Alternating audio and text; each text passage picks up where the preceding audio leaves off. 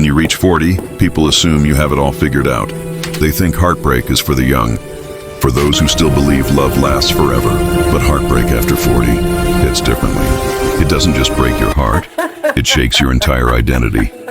You start questioning everything you've built, everything you've trusted, and everything you thought would last forever. Meet Daniel, 43 years old. A kind, ordinary man who believed life had already given him his share of lessons. For 20 years, he had a family, a career, and the comfort of predictability. Until one evening, the woman he loved, the person who had been the center of his world, said words that would echo for the rest of his life. "I can't do this anymore." The silence that followed was heavier than any scream. He stood there, unable to move, unable to breathe. When she walked out, she didn't just take her suitcase. She took the version of Daniel that believed in forever. Heartbreak after 40 isn't just emotional, it's existential. It's the feeling that time is no longer your ally, that maybe this pain isn't just a phase, maybe it's the rest of your life. For months, Daniel lived in routine chaos. He went to work, smiled politely, answered questions, and pretended he was okay.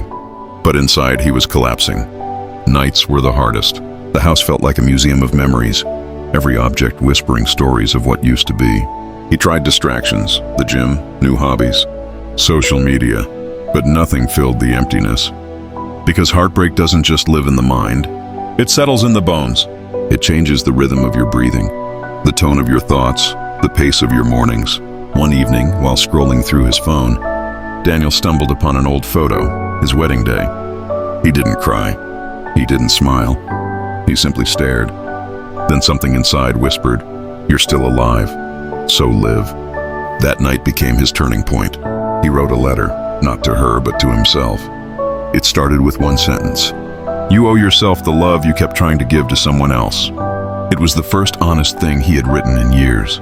From that day, Daniel decided to rebuild, not to forget. Forgetting means erasing, but healing means transforming. He began small. Morning walks. No phone, just silence. He would walk as the sun rose. And for the first time in months, he noticed colors again, the gold of the horizon, the sound of the birds, the quiet rhythm of his own footsteps. Then he joined a book club, something he would have once called silly. He found himself surrounded by people his age, all carrying invisible wounds. Divorce, loss, failure, betrayal. But each of them was still trying. And that was enough to remind him he wasn't alone. Through those nights of shared stories and laughter, he realized heartbreak isn't the end of love. 6 months later, Daniel wasn't over it, but he had learned to live with it, like a scar that doesn't hurt anymore, but reminds you of what you survived. He started painting again, a passion he had left 20 years ago. The first canvas he finished was a sunrise breaking through clouds. He titled it Becoming. He didn't paint for validation, he painted to breathe. One day, a local gallery saw his work and offered to display it. He hesitated, thinking he wasn't ready. But then he remembered the words he once wrote to himself. "You owe yourself the love you kept giving away." The night of the exhibition, he stood quietly in a corner, watching strangers admire his art. Unaware they were looking at his pain reborn into beauty, a woman approached him and said, "This painting feels alive." He smiled and replied softly, "Because it is." Heartbreak after 40 isn't just about love lost. It's about identity rediscovered. When life takes away someone you thought was forever, it's giving you a chance to meet the version of yourself you never knew existed.